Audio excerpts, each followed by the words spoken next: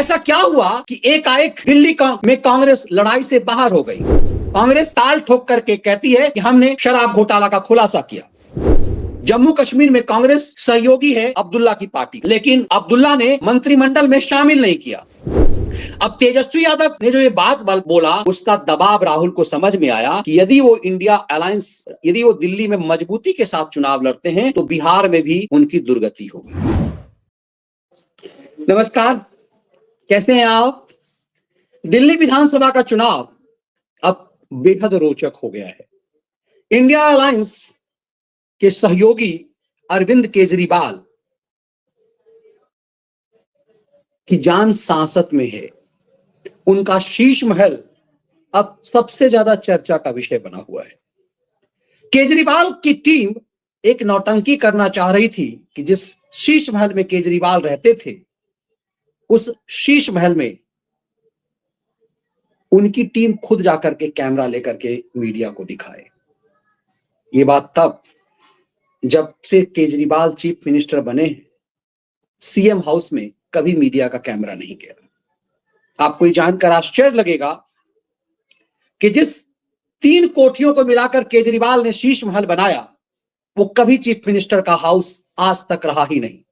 Sheila Dikshit Motilal 3 number के मोतीलाल नेहरू मार्ग पर रहती थी, और मुझे तो शीला दीक्षित का तो खूब याद है कि हम लोग शीला दीक्षित के घर पे प्रेस कॉन्फ्रेंस से लेके मीडिया मीट में अक्सर जाया करते थे। उससे पहले शीला जी से पहले चाहे वो सुषमा जी रही हो, 50 दिन के लिए ही वो जिस घर में थी मेंबर पार्लियामेंट, उसी घर में रही। उससे पहले चाहे वो साहिब सिंह वर्मा हो, मदन लाल खुराना हो, उन सब का सरकारी निवास अलग अलग था। कभी दिल्ली के मुख्यमंत्रियों का अस्थायी सीएम निवास रहा ही नहीं। दिल्ली के मुख्यमंत्री को एक अधिकारी के रूप में माना गया और एलजी की तरफ से वो अलॉट होता था। केजरी जिसने कहा था कि 2 कमरे से ज्यादा सीएम हाउस क्यों होना चाहिए, इतनी बड़ी बड़ी लुटियन बंगला क्यों होना चाहिए, उस केजरी ने दिल्ली में एक आलीशान शीश महल बनाया। पूरे 2-2 कोठियों को तोड़ करके बनाया, और उसके अंदर जब इतनी सारी सुविधाओं की बात हुई तो केजरी की जब पोल खुलने की बारी आई तो केजरी की जान सांसत में आ गई कि नैतिकता की बात करने वाले इन ढोंग का अब पर्दाफाश होगा। केजरीवाल नई दिल्ली सीट से चुनाव लड़ना चाह रहे थे, लेकिन वो तिहाड़ रिटर्न केजरीवाल की जान सांसत में थी कि वो चुनाव लड़े या ना लड़े। लेकिन उन्होंने ये तय किया कि वो चुनाव लड़ेंगे। मनीष सिसोदिया मैदान छोड़ करके भागा पटपटगंज से, क्योंकि पिछली बार बहुत कम मामूली वोट से मनीष सिसोदिया की जीत हुई थी। लेकिन केजरीवाल नई दिल्ली सीट से, चूंकि शीला दीक्षित को उसी सीट से वो हरा चुके थे, जो असंभव सा लग रहा था, केजरीवाल ने तय किया कि वो उसी सीट से लड़ेंगे। तो शीला दीक्षित के पुत्र संदीप दीक्षित फाइट में नजर आए। तो ऐसा लगा कि कांग्रेस पार्टी केजरीवाल से लड़ना चाहती है।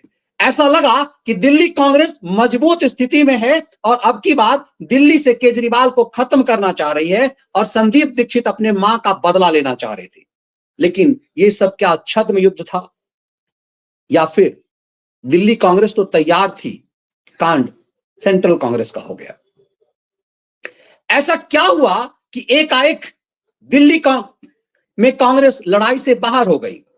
एनडीए अलायंस का गठबंधन के बारे में यह खबर आने लगी कि ये तो महज लोकसभा चुनाव के लिए था। जब यह बात तेजस्वी यादव ने कह दिया कि इंडिया अलायंस तो बट सिर्फ लोकसभा चुनाव के लिए था, तो लगा कि ये कांग्रेस के ऊपर हमला है या कांग्रेस के सपोर्ट में है। क्योंकि लालू यादव हमेशा से सोनिया गांधी के दरबारी रहे हैं। क्षेत्रीय छत्रपों में सिर्फ लालू यादव ही हैं जिनने सोनिया की भक्ति दिखाई, क्योंकि हमेशा लालू को लगा कि चारा घोटाला में वही उनको बचा सकती हैं। और प्रयास भी हुआ, जब लालू सजायाफ्ता अपराधी बनने वाले थे तो राहुल गांधी ने एक प्रेस कॉन्फ्रेंस में वो अध्यादेश फाड़ दिया था, जिस अध्यादेश के आधार पर एक कानून बना था, और ये कानून था कि कोई भी सजायाफ्ता अपराधी जो 2 साल से ज्यादा सजायाफ्ता अपराधी हो जाएगा, वो चुनाव नहीं लड़ सकता। ये सुप्रीम कोर्ट के आदेश के मुताबिक यह अध्यादेश आया था। वो प्रेस कॉन्फ्रेंस अजय माकन कर रहे थे, और अजय माकन के उसी प्रेस कॉन्फ्रेंस में एकाएक राहुल गांधी की एंट्री हुई। मैं उस प्रेस कॉन्फ्रेंस का में बतौर रिपोर्टर मौजूद था। दिल्ली के प्रेस क्लब ऑफ इंडिया में वो प्रेस कॉन्फ्रेंस अजय माकन कर रहे थे। एकाएक प्रेस क्लब ऑफ इंडिया के सामने ओवी वैन की संख्या बढ़ने लगी। अजय माकन ने प्रेस कॉन्फ्रेंस बीच में ही रोका और कहा कि कोई खास व्यक्ति आ रहे हैं आपके प्रेस कॉन्फ्रेंस में, थोड़ा सा वेट कर लीजिए। और लगभग 20 मिनट के अंदर राहुल गांधी उस प्रेस कॉन्फ्रेंस में आए और अजय माकन के उस प्रेस कॉन्फ्रेंस वाला जो अध्यादेश था माकन के सामने वो फाड़ करके फेंक दिया। उस समय हम लोगों ने देखा था कि अजय माकन के पास एक फोन आया था। अजय माकन बीच प्रेस कॉन्फ्रेंस छोड़ करके प्रेस क्लब के गलियारे में उसी कैंपस के अंदर वो टहलने लगे। अब की बार एक कॉल अजय माकन को नहीं, राहुल गांधी को आया और उसके बाद सिट्टी पिट्टी गुम हो गई। बताया जा रहा है कि कश्मीर, जम्मू कश्मीर के मुख्यमंत्री फारूक अब्दुल्ला का यह फोन था। फारूक अब्दुल्ला ने राहुल गांधी को समझाया कि आप बैकफुट पे आ जाइए, आपको दिल्ली में चुनाव नहीं लड़ना चाहिए। और उसके बाद प्रेशर चौतरफा होने लगा। राहुल गांधी को यह लगा ये फोन यूं ही है, अब राहुल गांधी इस पे क्या डिसीजन लेते। उसके बाद प्रेशर चौतरफा बढ़ने लगा। राहुल गांधी को अब्दुल्ला जैसे घाघ नेता ने समझाया कि आगे का चुनाव बिहार में होना है और यह चुनाव इसी साल बिहार में होना है जहां इंडिया अलायंस के साथ कांग्रेस पार्टी है। अगले साल चुनाव तमिलनाडु में होना है जहां डीएमके के साथ कांग्रेस अलायंस कर रही है। ऐसे में कांग्रेस के ऊपर यह प्रेशर कि यदि आप दिल्ली में केजरी का काम बिगाड़ेंगे तो खेल हो जाएगा, आपके चुनाव मैदान में सक्रिय रहने से केजरी पस्त हो जाएंगे, केजरी नई दिल्ली का चुनाव हार जाएंगे। दरअसल केजरी को मूल डर अब अपनी पार्टी के हार का नहीं है। तिहाड़ रिटर्न केजरी को नई दिल्ली सीट गंवाने का डर सताने लगा। उन्हें लगा कि संदीप दीक्षित यदि विक्टिम कार्ड खेलने लगेंगे तो कहीं संदीप दीक्षित उन्हें चुनाव में पस्त तो नहीं कर देंगे, कहीं संदीप दीक्षित उन्हें हरा तो नहीं देंगे। क्या ऐसा तो नहीं होगा कि तुष्टीकरण का वोट जो है वो संदीप दीक्षित को चला जाएगा और कांग्रेस का पारंपरिक वोट संदीप दीक्षित को जाएगा और केजरी को हराने के लिए हो सकता है बीजेपी समर्थक भी संदीप दीक्षित को वोट कर दे। केजरीवाल इस खौफ में इस कदर आए कि दिल्ली चुनाव में आम आदमी पार्टी के हार से ज्यादा खौफ केजरीवाल को नई दिल्ली सीट से लगने लगा, क्योंकि संदीप दीक्षित जोरदार ताल ठोक रहे थे। संदीप दीक्षित मानहानि का दावा कर रहे थे। आपको याद होगा कि दिल्ली में शराब घोटाला का खुलासा भी कांग्रेस पार्टी ने किया था। कांग्रेस ताल ठोक करके कहती है कि हमने शराब घोटाला का खुलासा किया। अब सच इसमें कितना है, लेकिन यह बात कांग्रेस लगातार दावा कर रही है कि शराब घोटाला हमने खोला। अब केजरी पूरा गैंग शराब घोटाले में तिहाड़ रिटर्न है। केजरीवाल खुद सीएम के रूप में, डिप्टी सीएम के रूप में सिसोदिया, स्वास्थ्य मंत्री के रूप में सत्येंद्र जैन, संजय सिंह, ये सब के सब तिहाड़ रिटर्न है। अब पारी अतिशी मारलेना का है कि क्या सीएम हाउस का शीश महल घोटाले में उनकी भूमिका है। लेकिन हाईकोर्ट ने उससे पहले ही आतिशी मारलेना और सौरभ भारद्वाज को नोटिस जारी कर चुकी हुई है अलग अलग घोटालों के मामले में। लेकिन यह बात अभी आगे की है। दिल्ली की जनता के दिमाग में यदि ये आ जाए कि ये जो चीफ मिनिस्टर का उम्मीदवार बन रहा है केजरीवाल, ये तो तिहाड़ रिटर्न है, ये तो फिर तिहाड़ जेल जाएगा, सजा याफ्ता अपराधी हो जाएगा, उसके बाद ये जेल चला जाएगा, तो ऐसे व्यक्ति में हम दांव क्यों लगाएं, संदीप दीक्षित में क्यों ना लगाएं। संदीप दीक्षित के ताल ठोकते केजरी घबराए, लेकिन बीजेपी इसे छद्म युद्ध शुरू से मानती रही। इसीलिए वहां से प्रवेश वर्मा को खड़ा किया गया। केजरीवाल का डर और बढ़ गया। केजरीवाल का डर इसलिए बढ़ गया कि प्रवेश वर्मा भी पूर्व सीएम साहिब सिंह वर्मा के पुत्र हैं और लगातार ताल ठोक रहे थे। जब प्रवेश वर्मा का लोकसभा चुनाव का टिकट कैंसिल हुआ तो लोगों ने यह कहा कि बरबोलेपन के कारण कैंसिल हुआ है।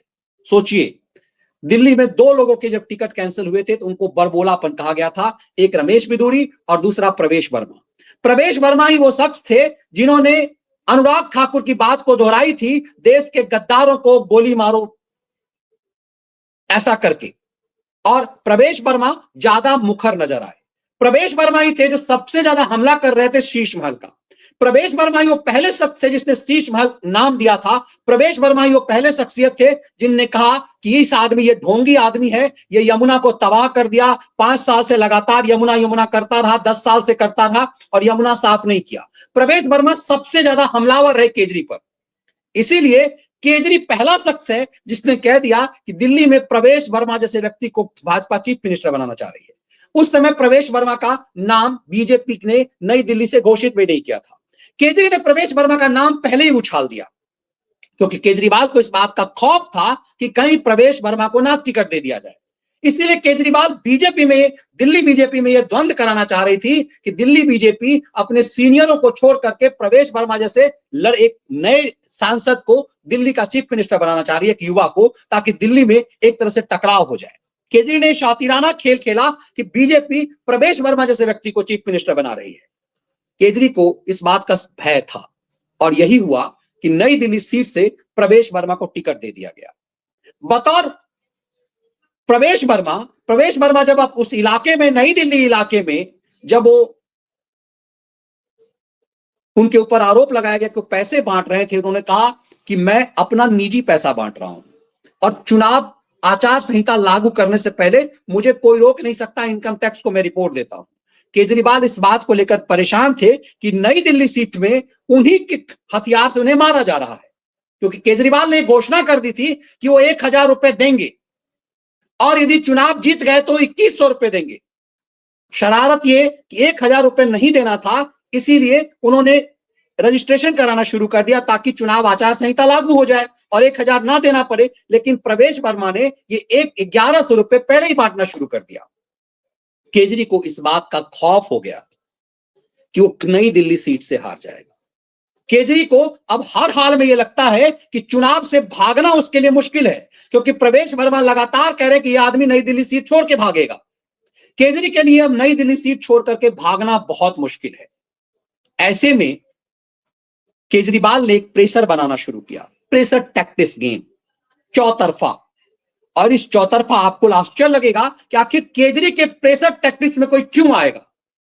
दरअसल केजरी के प्रेशर टैक्टिक्स से तमाम क्षेत्रीय छत्रपों को फायदा होना है जो आने वाले चुनाव में हिस्सेदार होना है। अब देखिए, कश्मीर से जो राहुल गांधी को फोन आया, इतना नहीं आसान नहीं था कि राहुल गांधी तुरंत घबरा जाते, डर जाते। लेकिन फारूक अब्दुल्ला जैसे घाघ व्यक्ति ने जब समझाया तो चारों खाने चित्त हो गई कांग्रेस।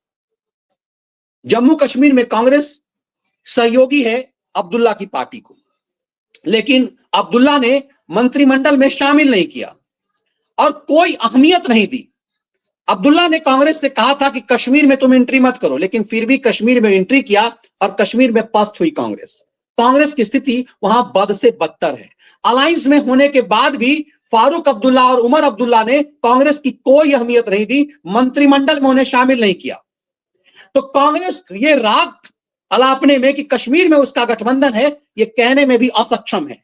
और यदि कांग्रेस पार्टी की एंट्री मौज मस्ती के लिए राहुल गांधी का कश्मीर जाने पर भी यदि बैन हो जाए, यदि फारूक अब्दुल्ला चाहे तो अकेले सरकार चला सकते हैं कांग्रेस को धकिया करके।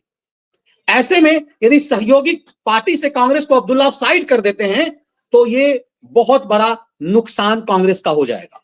इसीलिए अब्दुल्ला की इस धमकी में, अब्दुल्ला के सुझाव और चेतावनी में एक फोन से कांग्रेस की घबराहट बढ़ गई। अब ये क्यों, जरा इस चीज को समझिएगा। दरअसल फारूक अब्दुल्ला के बेटे उमर अब्दुल्ला का बयान राष्ट्रीय अखबारों में सुर्खियों में, ये फ्रंट पेज फ्लायर खबर है। रार इंडिया गठबंधन पर अपोलो ने ही सवाल उठाया। अब दरअसल बात की खोन के बाद फारूक अब्दुल्ला के बेटे उमर अब्दुल्ला ने कहा कि नई दिल्ली विधानसभा चुनाव के बाद इंडिया गठबंधन के सभी सदस्यों की बैठक बुलानी चाहिए। यदि यह गठबंधन केवल संसदीय चुनावों के लिए था तो इसे समाप्त कर देना चाहिए और हम अपने राज्यों में अलग अलग काम करेंगे। अब जरा देखिए, ये उमर अब्दुल्ला की यह चेतावनी सीधे तौर पे कांग्रेस का गर्दन पकड़कर कश्मीर से बाहर करने का प्लान है। उमर अब्दुल्ला जो कह रहे हैं उसको बहुत गंभीरता से समझिए। उमर अब्दुल्ला ने कहा दिल्ली में विधानसभा चुनाव के बाद इंडिया गठबंधन के सभी सदस्यों की बैठक बुलानी चाहिए। यह गठबंधन केवल संसदीय चुनाव के लिए था तो इसे समाप्त कर देना चाहिए। हम अपने राज्यों में अलग अलग काम करेंगे। दरअसल अब्दुल्ला ये कहना चाह रहे हैं कि बेटा ये कश्मीर में एंट्री बंद कर दो, अब कश्मीर में तुम्हारी दुकान नहीं रह गई। और अब्दुल्ला चाहते हैं कि एक बैठक हो और इंडिया अलायंस नामक चीज को खत्म कर दिया जाए, ताकि इंडिया अलायंस के नाम पर जो राहुल गांधी नेता प्रतिपक्ष बना हुआ है, इंडिया अलायंस के नाम पर जो राहुल गांधी अपने आप को लीडर समझता है, 99 को जो ये 240 से बड़ा समझता है, वो दुकान इसकी बंद हो। अब्दुल्ला कांग्रेस की गर्दन दबा देना चाहते हैं और ये संकेत देना चाहते हैं कि तुम किस लिए अपने आप को बड़ा समझते हो। दरअसल इन सबको लगता है, ये सब नेता राहुल गांधी के पैरेलल उम्र के हैं, इन सबको लगता है कि राहुल गांधी असक्षम व्यक्ति है, राहुल गांधी की अगुवाई से इंडिया अलायंस को घाटा होता है। एक ऐसा व्यक्ति जो नॉन सीरियस है, एक ऐसा व्यक्ति जो अय्याशी करने विदेश चला जाता है, जब मनमोहन सिंह का कर्मकांड चल रहा उस समय विदेश चला जाता है। इस आदमी को राजनीति से कोई लेना देना नहीं है, इसके ऊपर करोड़ों सैकड़ों करोड़ रुपए खर्च राहुल रिफॉर्म में इसकी मांग कर रही है, लेकिन यह आदमी किसी लायक नहीं है। अब गठबंधन को यह समझ में आता है कि कांग्रेस के सहयोग करने से, कांग्रेस के साथ लाने से उनको घाटा होता है। दरअसल कांग्रेस के पास अब तुष्टीकरण के वोट के अलावा कोई वोट रह नहीं गया है, लेकिन राज्यों में वो तुष्टीकरण का वोट कांग्रेस का नहीं है। अब कश्मीर में देख लीजिए, कश्मीर में यहां से अखिलेश यादव भी चुनाव लड़ने गए थे। जिस अखिलेश यादव का पूरा तुष्टीकरण के वोट पे कब्जा है उत्तर प्रदेश में, वहां वो जमानत भी नहीं बचा पाए। कांग्रेस की बदहाली हो गई, जो पूरे देश में कांग्रेस तुष्टीकरण के वोट पे चलती है।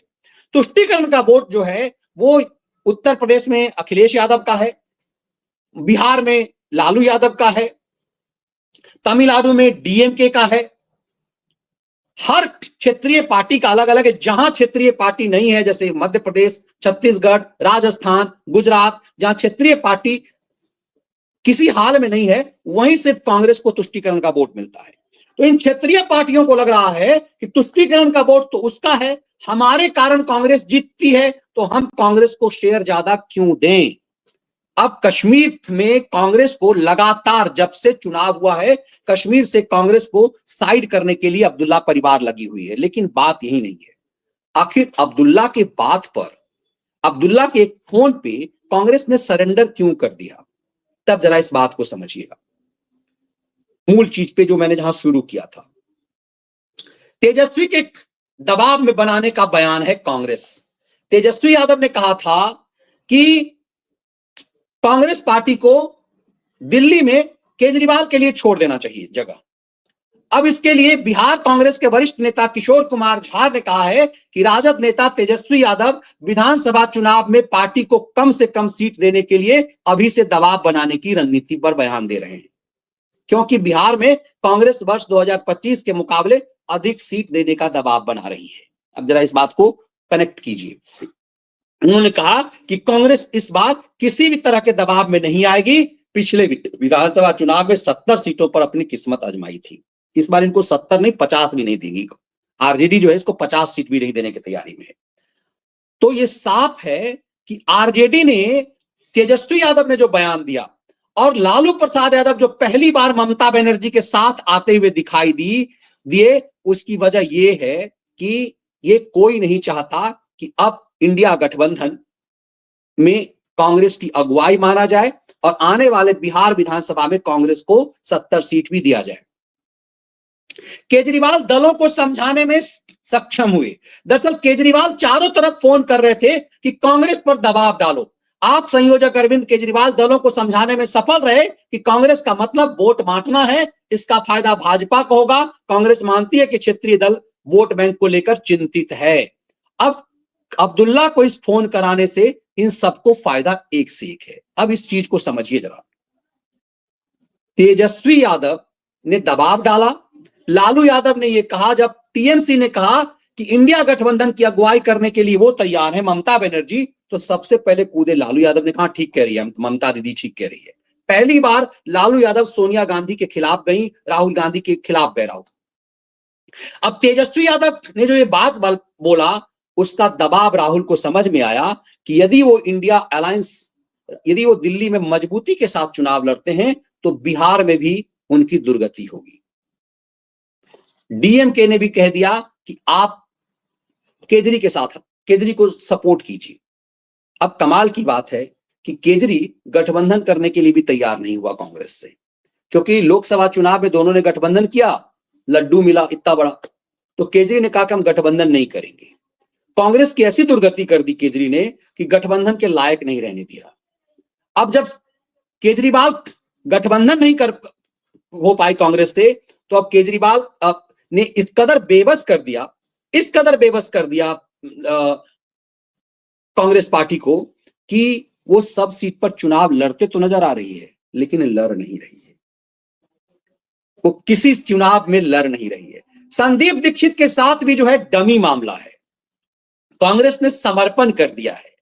ये कांग्रेस की दुर्गति इसलिए है ताकि बिहार और तमिलनाडु में वो सौदा कर सके, क्योंकि केजरी ने समझा दिया कि यदि कांग्रेस मजबूती से लड़ेगी तो तुष्टीकरण का वोट भ्रम में पड़ जाएगा, और तुष्टीकरण का वोट यदि कांग्रेस के पक्ष में चला गया तो केजरी की हार तय हो जाएगी।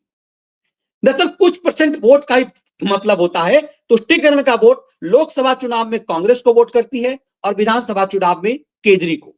यदि अब की बात विधानसभा चुनाव में भी तुष्टीकरण के वोट ने कांग्रेस को वोट कर दिया तो केजरी घाटे में पड़ जाएंगे। इसीलिए केजरी ने चौतरफा दबाव डलवाया। अब्दुल्ला के एक फोन ने कांग्रेस का कांड कर दिया, लेकिन माहौल यही नहीं हुआ। दरअसल कांग्रेस पर यह प्रेशर इन बाहर से भी पड़ा, और आप देखेंगे कि तमाम खलिहरों ने एक तरह से केजरीवाल का पक्ष लेना शुरू कर दिया। इनफैक्ट ये कि कांग्रेस पार्टी का के सांसदों का जो चैनल है, उन चैनलों में भी केजरी गान गाया जाने लगा। इन जो घोषित रूप से कांग्रेस के एजेंडाधारी पत्रकार हैं, जो घोषित रूप से कांग्रेस के खलिहर खैराती हैं, जो खलिहर हो चुके हैं, यूट्यूब पे अपनी दुकान चला रहे हैं, बड़े बड़े संपादक एक दौर में थे, अपने बड़े बड़े आलीशान केबिन में बैठ करके केला ट्रांसफर का धंधा करते थे पत्रकारिता में, वो सब खलिहर लतिहर हो चुके हुए हैं, और वो सब के सब अब केजरीवाल के पक्ष में नैरेटिव बना रहे हैं। जो कल तक केजरीवाल के गिरेबान झांक करके अपने आका के लिए परेशान रहते थे, उन सब ने अब केजरीवाल के लिए पक्ष में बैटिंग करनी शुरू कर दी है। तब आपको समझ में आएगा कि दरअसल कांग्रेस पर यह दबाव उनके पूरे इकोसिस्टम ने देना शुरू कर दिया है कि केजरी के लिए मैदान छोड़ दो। तब आपको समझ में आएगा कि नई दिल्ली सीट पर संदीप दीक्षित केजरीवाल को हराने के लिए नहीं, केजरीवाल को जिताने के लिए खड़े किए गए हैं। अब जरा कांग्रेस के सबसे बड़े सेवादार को सुन लीजिए। नमस्कार, मैं रवीश कुमार। जिस सीएजी की रिपोर्ट को लेकर गोदी मीडिया गोदी मीडिया और बीजेपी मुद्दा बना रहे हैं कि दिल्ली के मुख्यमंत्री ने अपने सरकारी निवास को शीश महल में बदल दिया है, वह रिपोर्ट आधिकारिक तौर पर दिल्ली विधानसभा में नहीं रखी गई है। हमारा सवाल है कि क्या सीएजी ने इसके पहले भी मुख्यमंत्रियों से लेकर प्रधानमंत्री के आवास का ऑडिट किया है, या यह पहली बार है कि सीएजी ने किसी मुख्यमंत्री के सरकारी आवास पर होने वाले खर्चे की ऑडिट की है। दिल्ली के मुख्यमंत्री के आवास की ही ऑडिट क्यों की गई, और यह रिपोर्ट चुनाव के पहले ही लीक कर दी जाती है, तो इस पूरे मामले में संदेह होना वाजिब है। हम इस पर बात करना चाहते हैं। दिल्ली के चुनाव में यह बड़ा राजनीतिक मुद्दा बन गया है। अब सोचिए, यह खलिहर केजरीवाल को विजय चौक पे गर्दन पकड़ करके प्रेस सवाल करता था, टॉर्चर करता था। ये सीएजी पर की रिपोर्ट को मान्यता के लिए लगातार प्रणय जेम्स राय के चैनल पर एजेंडा चलाता था। अब ये पाड़ा केजरी के लिए मार्केटिंग कर रहा है, तो सोचिए कहां की फंडिंग होती है। आपको खुद समझ में आ जाएगा कि जितने यूट्यूब पर जो कांग्रेस के सेवादार पत्रकार हैं, वो सब के सब केजरी की मार्केटिंग करने लगे हैं। लेकिन इसमें कांग्रेस का फायदा क्या है? कांग्रेस का फायदा इस बात को लेकर है कि कांग्रेस को पता है ये बात कि दिल्ली में उसका हारना तय है। दिल्ली में उसे एक भी विधानसभा सीट मिलना मुश्किल है, और यदि वो इन क्षेत्रीय दलों के दबाव में आ जाएगी, इनकी बात मान लेगी, लालू की बात मान लेगी कांग्रेस पार्टी, तेजस्वी स्टालिन की बात मान लेगी, तो बिहार और तमिलनाडु में जो आने वाले समय में चुनाव है, उसमें कांग्रेस बार्गेनिंग करने की स्थिति में थोड़ी बहुत रह जाएगी। यदि कांग्रेस इग्नोर करके फाइट करेगी, कि नहीं हम तो लड़बे करेंगे, मजबूती से लड़ेंगे, तो कांग्रेस बिहार और तमिलनाडु में बाहर कर दी जाएगी, ऐसे भी बाहर कर दी जाएगी। लेकिन उससे भी ज्यादा कांग्रेस को खौफ कश्मीर को लेकर के है। कश्मीर में कांग्रेस सत्ता में बने रहना दिखना चाहती है और फारूक अब्दुल्ला की पार्टी जो है नेशनल कॉन्फ्रेंस, वो किसी भी हाल में कांग्रेस को साझेदार मानने को अब तैयार नहीं है। चुनाव तो साथ लड़ा, लेकिन फारूक अब्दुल्ला की एनसीपी अब किसी भी हाल में कांग्रेस के साथ साझेदारी दिखाना नहीं चाहती, क्योंकि उसे केंद्र सरकार से फायदे लेने हैं।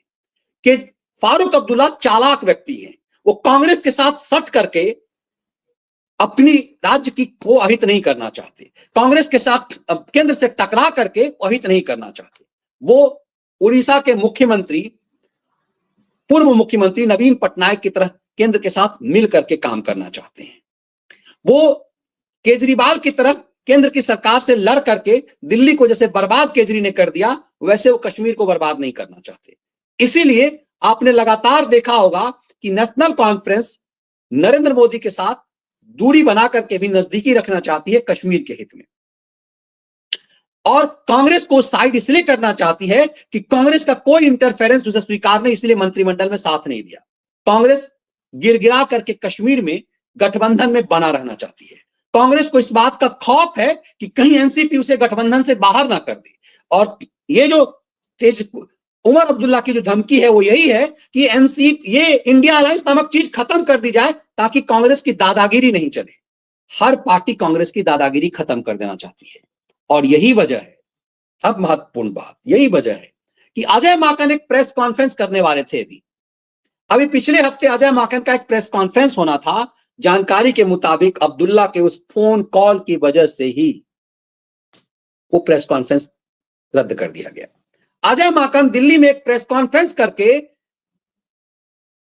केजरीवाल को की नकेल कसना चाह रहे थे, केजरीवाल के घोटाले और शीर्ष महल का सच लाना चाह रहे थे। लेकिन अब यदि कांग्रेस ये प्रेस कॉन्फ्रेंस करती तो कांग्रेस लड़ाई में दिखती, इसीलिए इस प्रेस कॉन्फ्रेंस को रद्द कर दिया गया और यह संकेत दे दिया गया कि संदीप दीक्षित लड़ाई में तो हैं, लेकिन संदीप दीक्षित दरअसल केजरीवाल को जिताने के लिए नई दिल्ली में खड़े हैं, ताकि संदीप दीक्षित वोट बांट सके, तुष्टीकरण के वोट जो हैं वो इनको मिले, और जो मूल कांग्रेसी वोट है वो एक तरह से संदीप दीक्षित को मिले, जो केजरीवाल विरोधी है।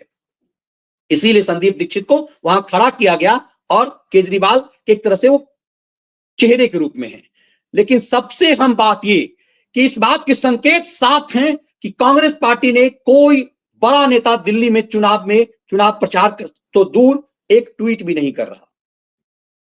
मल्लिकार्जुन खड़गे ने कोई ट्वीट नहीं किया, राहुल गांधी ने केजरीवाल पर कोई ट्वीट नहीं किया, प्रियंका वाड्रा ने नहीं किया। कांग्रेस का कोई भी बड़ा नेता केजरीवाल के रूप पर हमलावर रुख अख्तियार करता हुआ नहीं दिखाई दे रहा है। ये एक फोन कॉल का खौफ है जो कश्मीर से आया। अब्दुल्ला के फोन कॉल से कांग्रेस कांप गई कि यदि कहीं एनडीए अलायंस से अब्दुल्ला नहीं भगा दिया बाहर कांग्रेस का, तो कांग्रेस का क्या होगा। ये कांग्रेस की दुर्गति है, और कांग्रेस अब्दुल्ला के इस फोन कॉल से इसलिए डर गई क्योंकि आने वाले चुनाव बिहार में हैं, तमिलनाडु में हैं, और यदि कांग्रेस को वहां से भी उसके सहयोगियों ने भगा दिया तो फिर कांग्रेस का वजूद खत्म हो जाएगा। ये खौफ इसलिए है। तो दिल्ली का चुनाव इसीलिए निर्णायक है। कांग्रेस एक डमी चेहरा के रूप में आपको दिखाई दे रही है, लेकिन वो सही मायने में लड़ाई में कहीं है नहीं। ये वीडियो विश्लेषण आपको कैसा लगा, इसके कंटेंट यदि आपको पसंद आए तो वीडियो को लाइक और शेयर जरूर कीजिए, बेल आइकन दबा दीजिए ताकि आपको नियमित रूप से नोटिफिकेशन मिल सके। जय हिंद।